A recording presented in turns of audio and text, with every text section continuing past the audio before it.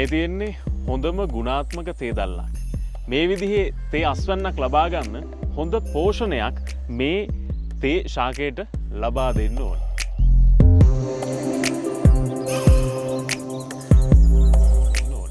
හරියටම හරි. සඳුන් දන්නවද?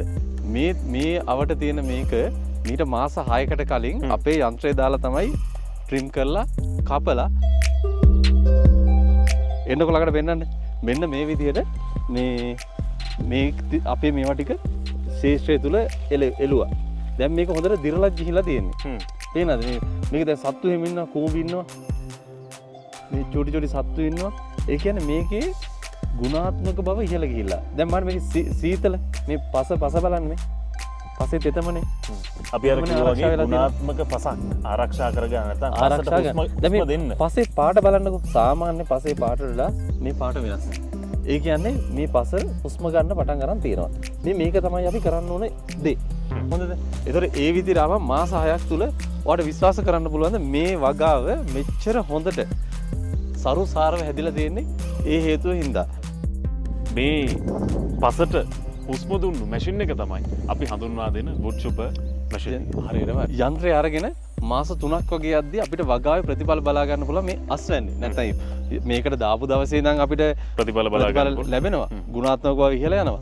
පස සෝදායම් ආරක්ෂා වෙනවා. මේ සියලුම දේ සිද්ධ වෙන ගමන් මේ ගසේනේ අපිට දාන්න වෙන ප්‍රතිඵලේ. ඇතර මේ ගස දැක්කොත්නේ අපිට තේරෙන්නේ අපි කරපු දේ සාර්ථකයි කියලා. දැන් ඒ සාර්ථක වෙච්චි වගාවේ තමයි අපි දැන් මේ ඇවිල්ලා ඉන්නේ. මොකද අපි මේ යන්ත්‍රය දීලා මාස 6ක් වගේ කාලයක් බලාගෙන ඉඳලා නැවත ආවේ මෙන්න මේ ටික බලන්න.